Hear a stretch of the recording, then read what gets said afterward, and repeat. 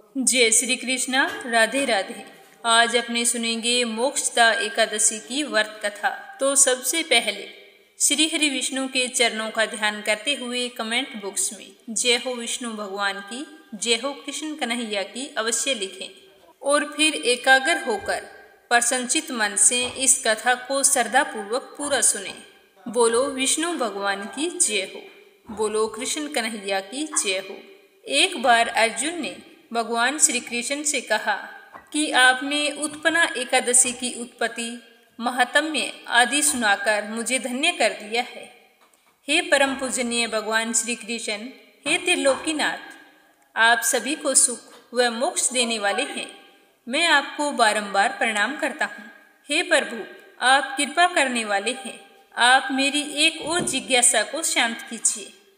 तो भगवान श्री कृष्ण ने कहा कि हे अर्जुन, जो कुछ भी जानना चाहते हो निर्भय होकर कहो, मैं तुम्हारी हर जिज्ञासा को शांत करूंगा।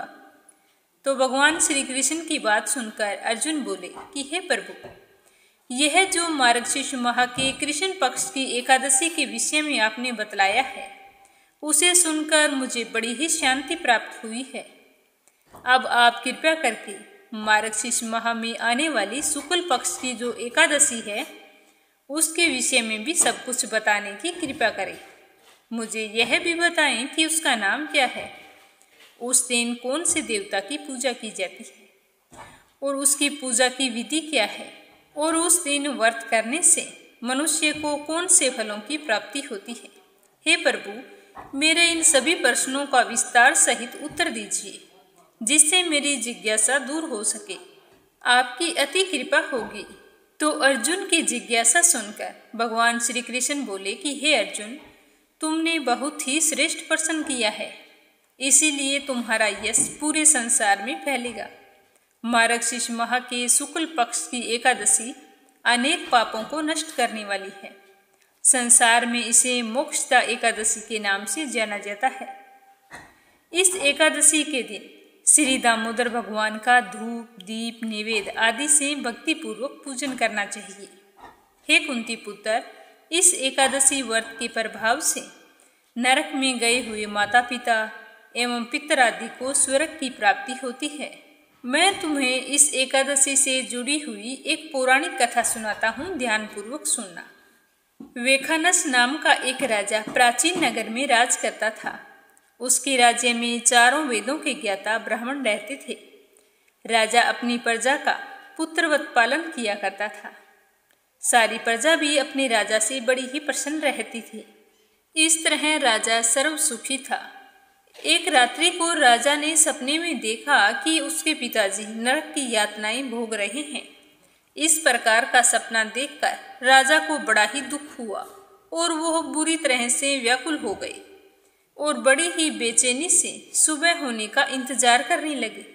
सुबह होते ही राजा ने ब्राह्मणों को बुलाकर उनके समक्ष अपने सपने की बात रखी और कहा कि हे ब्राह्मणों, रात्रि में मैंने सपने में अपने पिताजी को नरक की यातनाएं भोगते हुए देखा है। उन्होंने मुझसे कहा है कि हे पुत्र, मैं घोर नरक भोग रहा हूँ, मेरी यहाँ से मुक्ति कराओ। जब मैंने उनके यह वचन सुने, तब से मुझे चैन नहीं है। मुझे अब राज्य सुख ऐश्वर्य हाथी घोड़े धन स्त्री पुत्र आदि कुछ भी नहीं चाहिए। किसी तरह का सुख मुझे नहीं चाहिए। अब आप लोग मुझे बताएं कि मैं क्या करूं, कहाँ जाऊं। इस दुख के कारण मेरा शरीर तप रहा है। आप लोग मुझे किसी प्रकार का तप दान व्रत कुछ भी बताएं, जिससे मेरे पिताजी को मुक्ति प्राप्त हो। यदि मैंने अपने पिता को नरक की यातना से मुक्त कराने के प्रयास नहीं किए तो मेरा जीवन निरर्थक है। जिस आदमी के पिताजी नरक की यातनाएं भोग रहे होते हैं, उस व्यक्ति को इस धरती पर सुख भोगने का कोई अधिकार नहीं होता। हे ब्राह्मण देवो, मुझे शीघ्र ही इसका कोई उपाय बताने की आप कृपा करें। तो राजा के आंतरिक दुख की पीड़ा को सुनकर ब्राह्मणों ने आपस में विचार विमर्श किया और फिर एकमत होकर बोले कि हे राजन, वर्तमान भूत और भविष्य के ज्ञाता पर्वत नाम के एक मुनि हैं, जो यहाँ से ज्यादा दूर नहीं है। आप अपनी समस्या जाकर उन्हें बताएं। वे अवश्य ही इसका कोई सरल सा उपाय तुम्हें बता देंगे, जिससे तुम्हारे पिताजी को अवश्य मोक्ष की प्राप्ति होगी। तो ब्राह्मणों की बात मानकर राजा मुनि के आश्रम पर गए। आश्रम में अनेक शांत चित्त योगी और मुनि तपस्या कर रहे थे। चारों वेदों के ज्ञाता पर्वत मुनि दूसरे ब्रह्मा जी के समान बैठे जान पड़ रहे थे।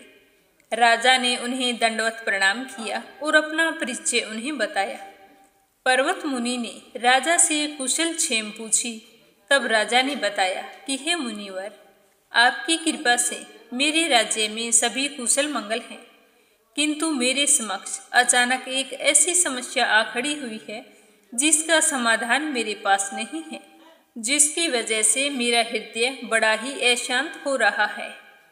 फिर राजा ने मुनि को व्यथित हृदय से रात में देखे हुए सपने की पूरी बात बताई और फिर दुखी स्वर में कहा कि हे महर्षि, अब आप कृपया कर मेरा मार्गदर्शन करें। मुझे आप बताएं कि मुझे ऐसा क्या करना होगा जिससे मैं अपने पिता को नरक की यातना से मुक्ति दिला सकूं। तो राजा की सारी बात पर्वत मुनि ने बड़ी ही गंभीरता पूर्वक सुनी और फिर अपने नेत्र बंद करके भूत और भविष्य पर विचार करने लगे। कुछ देर गंभीरता पूर्वक चिंतन करने के बाद में उन्होंने कहा कि हे राजन, मैंने अपने योग बल के द्वारा तुम्हारे पिता के सभी कुकर्मों का ज्ञान प्राप्त कर लिया है। उन्होंने पूर्व जन्म में अपनी पत्नियों से भेदभाव किया था। अपनी बड़ी रानी के कहने में आकर उन्होंने दूसरी पत्नी को ऋतुदान मांगने पर भी नहीं दिया। उसी पाप कर्म के फल से तुम्हारा पिता नरक में गया है। तो यह जानकर वेखानस ने याचना भरे स्वर में कहा कि हे ऋषिवर, मेरे पिता के उद्धार का आप कोई उपाय बताने की कृपा करें। किस प्रकार वे इस पाप से मुक्त होंगे? मुझसे उनकी यह दशा देखी नहीं जाती। तो पर्वत मुनि बोले कि हे राजन, मार्गशीर्ष मास के शुक्ल पक्ष में जो एकादशी होती है उसे मोक्षदा एकादशी कहते हैं। यह मोक्ष प्रदान करने वाली है।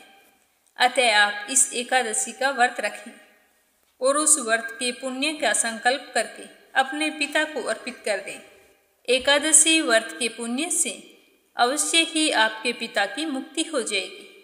तो इस तरह संतोषजनक वचनों को सुनकर राजा अपने राज्य को लौट आए और परिवार सहित मोक्षदा एकादशी का व्रत विधि पूर्वक किया। इस व्रत के पुण्य को राजा ने अपने पिता को अर्पित कर दिया। इस पुण्य के प्रभाव से राजा के पिता को उसी समय मुक्ति मिल गई। स्वर्ग को प्रस्थान करते हुए राजा के पिता ने कहा कि हे पुत्र, तेरा कल्याण हो। इतना कहकर राजा के पिता ने स्वर्ग को प्रस्थान किया। हे पांडुपुत्र, जो मनुष्य मार्गशीर्ष माह के शुक्ल पक्ष की एकादशी का उपवास करते हैं, उनके सभी पाप नष्ट हो जाते हैं और अंत में वे स्वर्ग लोक को प्राप्त करते हैं।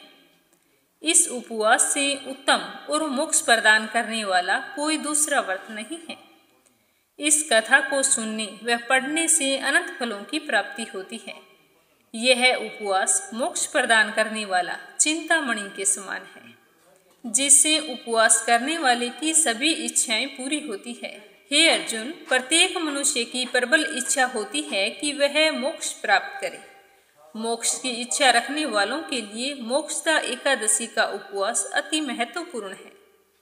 पिता के प्रति पुत्र के दायित्व का इस कथा से श्रेष्ठ कोई दूसरा व्रत नहीं है। अतः हर व्यक्ति को भगवान श्री हरि के निमित्त यह उपवास पूरी निष्ठा और श्रद्धा से करना चाहिए। तो आज हमने मोक्षदा एकादशी पर पावन और पवित्र कथा सुनी है।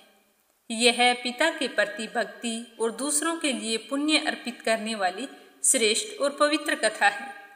इसका उपवास केवल उपवास करने वाले मनुष्य का ही नहीं, अपितु उसके पितरों का भी भला करता है। अपने किसी सगे संबंधी मित्र बंधु को इस उपवास का फल अर्पण करने से उसके भी सभी पापों व क्लेशों का नाश हो जाता है। तो अब अपने सुनेंगे एकादशी की दूसरी कथा। यह कथा एक बहुत ही भोले भाले सच्चे भक्त की है। बोलो एकादशी माता की जय हो। पौराणिक कथाओं के अनुसार एक नगर में एक बहुत ही सरल व्यक्ति रहता था। उसका नाम था श्याम। उसमें वैसे तो सारे गुण थे, परंतु उसमें एक ही अवगुण था, और वो अवगुण था कि वह खाता बहुत था। उसके भोजन की खुराक बहुत थी। वह अकेले ही बैठे बैठे 10 लोगों का भोजन खा सकता था। उसकी इस आदत से उसके घर वाले बहुत ही परेशान रहते थे। एक दिन उसके परिजनों ने उसे परेशान होकर उसे घर से ही निकाल दिया, तो वह बहुत ही दुखी हुआ। उसकी समझ में कुछ भी नहीं आ रहा था। उसे और तो कोई चिंता नहीं थी, बस उसे फिक्र थी कि मैं भोजन कहाँ पर करूं। वह तो बेचारा बिल्कुल सीधा साधा व्यक्ति था। ऐसे ही रास्ते पर चल पड़ा। चलते चलते उसने देखा कि एक जगह बड़े ही हष्ट पुष्ट साधु बैठे हुए हैं, और उनके साथ उनके कुछ शिष्य भी बैठे हैं। उनकी भी सेहत काफी अच्छी थी। यह देखकर उसने साधु को प्रणाम किया और उन्हें अपनी स्थिति बताई। तो उसकी सारी बात सुनकर साधु ने कहा कि तुम मेरे साथ मेरे आश्रम पर चलो, और कहा कि तुम वहां पर चलकर जितना मर्जी भोजन कर लेना, बस इसके बदले तुम्हें एक ही काम करना है कि हरि का नाम जपना है। तो श्याम तो बहुत ही खुश हुआ। उसकी तो जिंदगी संवर गई, सब कुछ अच्छा हो गया, और वह खुशी खुशी साधु के साथ आश्रम की ओर चला गया। वहां जाकर बस भोजन करता और हरि का भजन करता। भोजन के अलावा उसे कोई और चीज की चिंता भी तो नहीं थी। उसके दिन तो मजे से बीत रहे थे। ऐसा करते करते कई दिन बीत गए। एक दिन सुबह सुबह श्याम ने देखा कि आश्रम के सारे लोग पूजा पाठ में लगे हुए हैं और कोई भी भोजन नहीं बना रहा है। तो यह देखकर वो तो चिंतित हो गया और भागा भागा साधु जी के पास गया और वहां जाकर पूछा कि साधु जी, आज भोजन नहीं बन रहा है, मैं भोजन कहाँ पर करूँगा। तो संत जी ने कहा कि बेटा, आज तो एकादशी है, आज तो सभी का व्रत है, तुम्हें भी व्रत रखना होगा। बेटा, आज तो हमारे यहाँ का नियम है कि एकादशी को निर्जल रहकर पूरे दिन हरि का भजन करना होता है। तो यह सुनकर वो तो साधु से विनती करने लगा कि साधु बाबा, व्रत रखना तो मेरे लिए बहुत ही मुश्किल है। अगर मैंने व्रत रखा तो मैं तो मर ही जाऊंगा। तो साधु का हृदय बड़ा कोमल था। साधु ने उसे एक युक्ति बताई कि तुम ऐसा करो, भोजन की सामग्री साथ लेकर चले जाओ और वन में जाकर भोजन बना लो। जब भी तुम भोजन करो उससे पहले प्रभु श्री राम को भोग लगा देना। वो भोग लगा ले तभी भोजन करना। यह कहकर उसे भोजन की सामग्री देकर विदा कर दिया। तो वह भोजन की सामग्री लेकर खुशी खुशी वन में चला गया। वन में जाकर उसने भोजन तैयार किया और गुरु की आज्ञा के अनुसार भोग लगाने लगा और कहने लगा कि राजा राम जी आओ, प्रभु राम जी आओ, मेरे भोजन का भोग लगाओ। तो इतना कहते ही भगवान श्री राम सीता मैया के साथ वहां पर उपस्थित हो गए और भोजन करने लगे। सारा भोजन कर लिया, थोड़ा सा भोजन छोड़ा और अंतर ध्यान हो गई। तो उसने बचे हुए भोजन से ही अपना गुजारा किया और वापिस आ गया। दूसरे दिन द्वादशी के दिन आश्रम में खूब भरपेट भोजन किया। फिर वह वैसे ही खुशी खुशी रहने लगा। लेकिन जब दूसरी एकादशी आई तो फिर उसने साधु से पूछा। तो साधु ने कहा कि बेटा, आज एकादशी है, आज भोजन नहीं मिलेगा। तुम आज भी ऐसा करो, भोजन की सामग्री ले जाओ और वन में जाकर भोजन पका लेना। तो उसने कहा कि हे साधु बाबा, पिछली बार भी आपने थोड़ा सा सामान दिया था जिससे सिर्फ भगवान जी के पेट भरे थे। मैंने तो बचा खुचा भोजन करके ही टाइम पास किया है। आज तुम ऐसा करो, मुझे भोजन की सामग्री ज्यादा दे दो। तो उसकी बात सुनकर साधु बाबा सोचने लगे कि शायद इसका पेट नहीं भरा होगा, इसीलिए यह और मांग रहा है, इसकी खुराक तो थोड़ी ज्यादा है। ये सोचकर उन्होंने फिर से उसे ज्यादा सामग्री देकर वन के लिए विदा कर दिया। तो वो तो वैसे ही वन में जाकर भोजन बनाया और फिर बुलाने लगा कि राजा राम जी आओ आओ, सीता राम जी आओ, मेरे भोजन का भोग लगाओ। तो भगवान इस बार भी प्रकट हो गए, लेकिन इस बार माता सीता के साथ साथ अपने भाई लक्ष्मण जी को भी ले आई। फिर तीनों ने बड़े ही प्रेम पूर्वक भोजन किया और थोड़ा सा भोजन छोड़कर चले गए। तो उसने उसी भोजन से अपना गुजारा किया और आश्रम को लौट आया। 15 दिन बाद फिर एकादशी आई तो उसने फिर राशन मांगा और गुरुजी से कहा कि गुरुजी, आप तो थोड़ी सी सामग्री देते हैं, वहाँ तो पूरा परिवार भोजन करने के लिए आता है तो आटा कम पड़ जाता है। इस बार आप ऐसा करना कि मुझे 60 किलो आटा दे देना। तो यह सुनकर साधु को बहुत ही आश्चर्य हुआ और साधु बाबा सोचने लगे कि यह जरूर झूठ बोल रहा है। भगवान थोड़े इसके भोजन करने आते होंगे। यह आटे को बेच देता है और कहता है कि सामग्री कम थी। यह सोचते हुए साधु बाबा ने उसे भोजन के लिए ज्यादा सामग्री तो दे दी, पर सोचने लगे कि आज इसका पीछा करना होगा। यह सोचकर उसके पीछे पीछे चल पड़े। उसने आज जंगल में पहुंचते ही बिना भोजन बनाए ही भगवान को बुलाया कि सीताराम जी आओ, लक्ष्मण राम जी आओ, मेरे भोजन का भोग लगाओ। परंतु आज तो प्रभु श्री राम सीताराम अपने तीनों भाइयों और हनुमान जी के साथ वहां पर आ गए। उन्हें देखते ही श्याम ने उन्हें प्रणाम किया और कहा कि देखो प्रभु, मैं तो ठहरा आलसी जीव, मुझे तो खुद के लिए ही भोजन नहीं बनाना आता और आप तो पूरा ही खानदान लेकर आ गए हैं। अंत में जो कुछ मुझे बचा खुचा मिलता है उसी से मुझे गुजारा करना पड़ता है, इसीलिए ये लो राशन खुद बनाओ और खुद ही खाओ। तो उसकी बात सुनकर भगवान श्री राम मुस्कुराने लगे और सारे के सारे काम पर लग गए। हनुमान जी को लकड़ी लाने भेज दिया। भरत शत्रुघ्न सब्जी काटने लगे। माता सीता ने रोटी बनाई और लक्ष्मण ने उनकी सहायता की। इधर पेड़ की ओट में बैठे हुए साधु बाबा यह सब कुछ देख रहे थे तो उनके नेत्रों से आंसू बहने लगे और वो सोचने लगे कि यहाँ दाढ़ी सफेद हो गई, पूरा जीवन निकल गया, परंतु प्रभु के कभी भी दर्शन नहीं हुए। और इन निश्चल सरल श्याम ने भगवान को प्रकट कर लिया। साधु बाबा इस तरह सोच रहे थे कि सीता मैया ने रसोई बनाकर तैयार कर दी। सभी ने बड़े प्रेम से भोजन किया और भगवान श्री सीताराम जी ने श्याम को खूब आशीर्वाद दिया और वहां से अंतर्ध्यान हो। बोलिए श्री हरि विष्णु के अनंत स्वरूपों की जय हो। तो इस एकादशी की कथा को हर एकादशी में विष्णु भगत को अवश्य सुननी चाहिए। अगली कहानी एक ब्राह्मण की। एक ब्राह्मण था, वह सुबह सवेरे स्नान करके मंदिर जाता था। प्रतिदिन वहां पर तुलसी माता की पूजा करता था और तुलसी माता से यही प्रार्थना करता कि तुलसी महारानी मेरे भी यहाँ आनंद मंगल करना। बस इस तरह से कहकर वह पूजा करके वापस लौट आता। इस तरह पूजा करते करते ब्राह्मण को कई साल बीत गए। तो तुलसी माता ने सोचा कि यह ब्राह्मण तो बहुत ही सीधा है और गरीब भी है, मेरी प्रतिदिन पूजा करता है और मुझे कहता है कि मेरे घर कुछ आनंद मंगल करना, तो मुझे कुछ न कुछ करना चाहिए। तो एक दिन तुलसी महारानी एक कन्या का रूप धारण करके वहां पर बैठ गई। जैसे ही सुबह सुबह ब्राह्मण देवता पूजा पाठ करने के लिए आए और तुलसी माता की पूजा करके अपने घर को जाने लगे तो वह बोली कि बाबा, मैं भी तुम्हारे साथ चलना चाहती हूँ।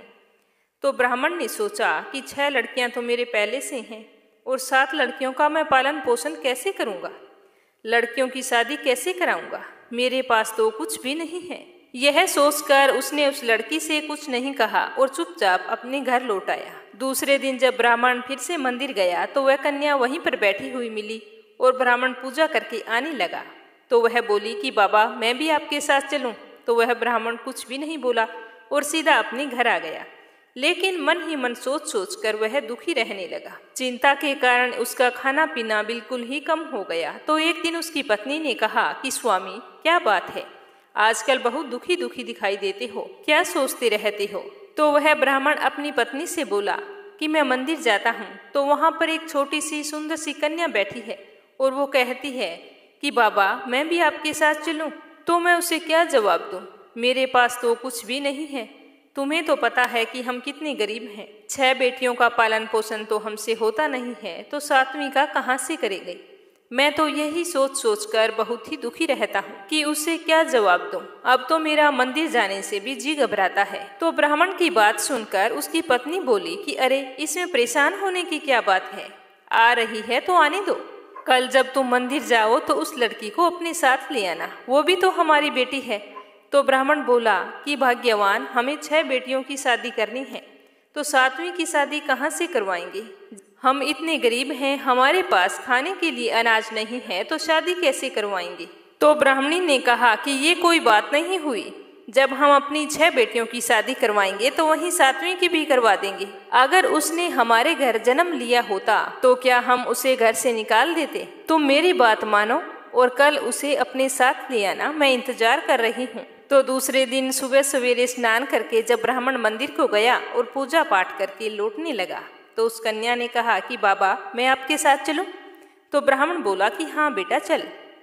तो वह उसको लेकर घर आ गया। तो उसे देखकर उसकी माँ और उसकी 6 बहनें बहुत ही खुश हुई। वह अपनी बहनों के साथ बहुत ही खुश रहती थी और अपनी माँ का भी कामकाज में हाथ बटाती थी। जब तुलसी माता कन्या के रूप में ब्राह्मण के घर आई तो उसी दिन से ब्राह्मण के तो भाग खुल गए। उसकी पंडिताई का काम बहुत ही अच्छे से चलने लगा। दूर दूर के गांव से उसे बुलावा आने लगा। दूर दूर के गांव में ब्राह्मण की खूब प्रशंसा होने लगी। ब्राह्मण के तो ठाठ हो गई, सुख सौभाग्य का वास हो गया, अन्न धन के भंडार भर गए। एक दिन ब्राह्मण ने अपनी पत्नी से कहा कि हमारी 7वीं बेटी तो बहुत ही भाग्यशाली है, उसके आने से हमारे तो भाग खुल गए हैं। तो ब्राह्मणी बोली कि आप बिल्कुल सच कह रहे हैं स्वामी, मैं भी आपसे एक बात कहना चाहती हूँ। हमारी 7 बेटियां विवाह योग्य हो गई हैं।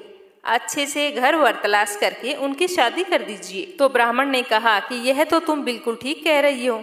तो दूसरे दिन जब ब्राह्मण पूजा अर्चना करने के बाद में तैयार होकर कहीं जा रहे थे तो 7वीं बेटी ने कहा कि बाबा, आज तैयार होकर आप कहाँ जा रहे हैं? तो ब्राह्मण ने सारी बात बताई। तो वह बोली कि बाबा, मुझे अभी शादी नहीं करवानी, मेरी बहनों की शादी कर दो। मैं उनकी शादी में नाचना चाहती हूँ और मेरी शादी बाद में करना। तो इस तरह से फिर उसकी 6 बहनों की अच्छे घर में शादी तय कर दी और तुलसी माता की कृपा से उनके घर में सारे जेवर, कपड़ा, खाना सब कुछ तैयार हो गया और उन सभी बहनों की अच्छी धूमधाम से शादी हुई और वो सभी अपने अपने ससुराल चली गई। अगले दिन ब्राह्मण सुबह सवेरे उठे तो देखा कि आंगन के बीचों बीच एक तुलसी का पौधा है। तो ब्राह्मण को देखकर यह बहुत ही आश्चर्य हुआ कि मेरे आंगन में तुलसी का पौधा कैसे आया। तो उसने जल्दी से ब्राह्मणी को उठाया और दोनों जैसे ही तुलसी के पौधे के पास गए तो उन्हें अपनी 7वीं बेटी का मुस्कुराता हुआ चेहरा उस तुलसी की पौधे में दिखाई दिया। तो यह देखकर दोनों की आंखों में खुशी के आंसू छलक आए और दोनों कहने लगे कि इतने दिनों तक हमारे साथ तुलसी माता स्वयं रही और हमें पता भी नहीं चला। फिर उसी दिन से ब्राह्मण और ब्राह्मणी स्नान करके पहले तुलसी माता की पूजा करते, पूजा करने के बाद में ही कोई दूसरा काम करते। हे तुलसी माता, जैसा आपने ब्राह्मण को दिया वैसा सबको देना, जैसा आनंद मंगल उनके घर में किया वैसे हमारे भी करना, सुख सौभाग्य बनाए रखना। तो आइए आज अपने सुनते हैं राधा कृष्ण की पावन कथा। तो पूरे श्रद्धा भाव से प्रेम पूर्वक बोलिए राधे राधे कृष्णा कृष्णा। कथा शुरू करने से पहले कमेंट बॉक्स में जय श्री कृष्णा राधे राधे अवश्य लिखना। एक समय की बात है, सतयुग और त्रेता युग बीत जाने के बाद में जब द्वापर युग आया तो सारी पृथ्वी पर झूठ, अन्याय, असत्य, अनाचार और अत्याचार होने लगा और फिर प्रतिदिन लगातार उन अत्याचारों में वृद्धि ही होती चली गई। इस तरह अत्याचार बढ़ने से अधर्म के भार से पृथ्वी बहुत ही दुखी हो गई। तो एक दिन दुखी होकर पृथ्वी ब्रह्मा जी के पास गई और प्रार्थना की कि आप मुझे इस असहनीय भार से मुक्त करें। लेकिन वो तो इस पृथ्वी को इस भार से मुक्त करने में असमर्थ थे। कोई उपाय न देखकर ब्रह्मा जी ने कहा कि आप ऐसा करो, विष्णु भगवान के पास जाओ, शायद वो आपकी कुछ मदद कर सकें। तो पृथ्वी फिर विष्णु भगवान के पास गई तो वहां पर देखा कि विष्णु भगवान तो आराम से लेटे हुए हैं और माता लक्ष्मी उनके पैर दबा रही हैं। तो पृथ्वी ने वहां जाकर विष्णु जी को प्रणाम किया। तो विष्णु जी ने कहा कि कहो, आज तुम्हारा यहाँ कैसे आना हुआ? तो पृथ्वी बोली कि आज मुझ पर एक बहुत ही भारी संकट आ गया है, आप ही मुझे उससे निजात दिला सकते हैं। मैं इसी उम्मीद में आपके पास आई हूँ। तो भगवान विष्णु के पूछने पर पृथ्वी ने अपना सारा दुख विष्णु जी को बताया। तो पृथ्वी की सारी बात सुनकर विष्णु जी ने कहा कि मैं पृथ्वी के दुख से परिचित हूँ। पृथ्वी को भार मुक्त करने के लिए मैं शीघ्र ही ब्रज में कृष्ण के रूप में अवतार लेने वाला हूँ।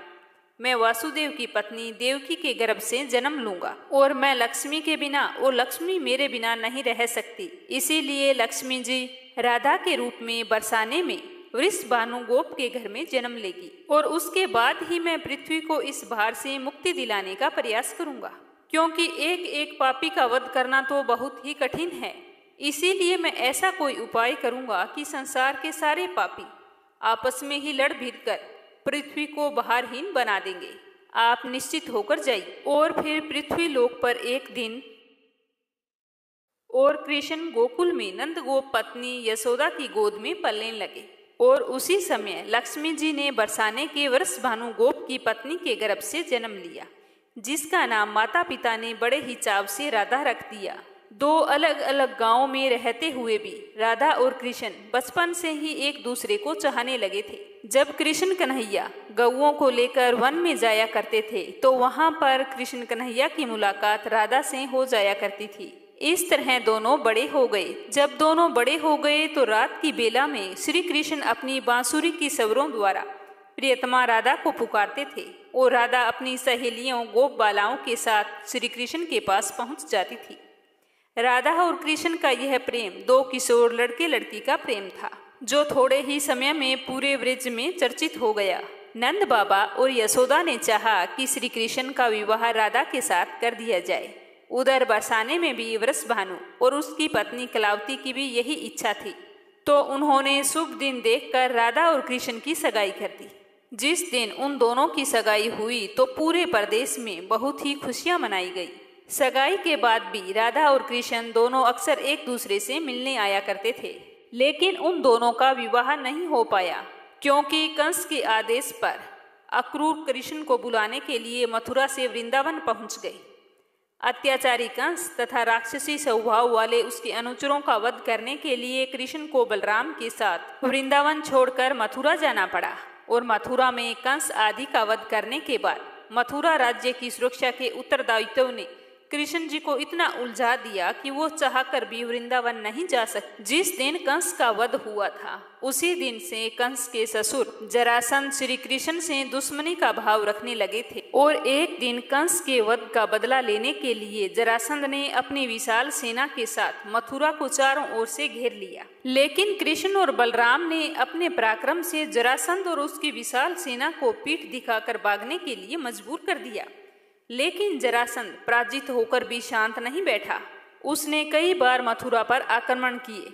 मथुरा एक छोटा सा राज्य था, जहां पर वो बसाया गया था वो जगह बिल्कुल भी सुरक्षित नहीं थी। तो कृष्ण जी ने सोचा कि मथुरा वासियों को कहीं सुरक्षित जगह पर बसाया जाए। यह सोचकर श्री कृष्ण ने मथुरा वासियों को वहां से सुरक्षित निकालकर हजारों योजन दूर भारतवर्ष के पश्चिम सागर तट पर ले गए और द्वारका नगरी बसाई और एक शक्तिशाली यादव राज्य स्थापित कर दिया। फिर श्री कृष्ण वहां के राजा बने और वहीं पर राज करने लगे। मथुरा से आने के बाद में श्री कृष्ण और राधा का मिलन फिर कभी नहीं हुआ, लेकिन फिर भी वो दोनों एक दूसरे को भूल नहीं पाए। वैभव संपन्न द्वारिका में अनेकों सुंदर पत्नियों का प्यार पाकर भी वह राधा के प्यार को नहीं भूले। और आज भी संसार में राधा कृष्ण के प्रेम को एक आदर्श प्रेम के रूप में याद किया जाता है। उनकी मूर्तियां भारत के मंदिरों में ही नहीं विदेशों में भी अनेक मंदिरों में प्रतिष्ठित है और लोग बड़े ही भक्ति भाव से उनकी पूजा आराधना करते हैं। जन्माष्टमी से लेकर राधा अष्टमी तक राधा कृष्ण की कहानियों को बड़ी श्रद्धा पूर्वक सुना जाता है। कहते हैं कि श्री कृष्ण की उन कथाओं में जिसमें राधा का जिक्र किया गया हो, उन कथा को अगर हम सुनते हैं तो हमारी कोई भी मनोकामना हो वो भगवान श्री कृष्ण अवश्य पूरी करते हैं। तभी तो कहा जाता है कि कृष्ण कृष्ण कहने से नहीं राधे राधे कहने से मनोकामना पूरी होती है। तो ये थी श्री राधा कृष्ण की बहुत ही पावन कथा। सुनकर आपको कैसा लगा कमेंट बॉक्स में बताना और साथ ही मीरा भक्ति चैनल को सब्सक्राइब जरूर करना, क्योंकि इस चैनल का नाम भगवान श्री कृष्ण की अनन्य भगत मीराबाई की भक्ति पर रखा गया है। इसीलिए आप सबसे विनती है कि इस चैनल को सब्सक्राइब करें, वीडियो को लाइक करें, कमेंट करें और ज़्यादा से ज़्यादा अपने रिश्तेदारों में मित्रगणों में शेयर करें और मीरा की भक्ति का मान बढ़ाएं। भगवान श्री कृष्ण आपकी सारी मनोकामनाएं पूरी करें। जय श्री कृष्णा, राधे राधे।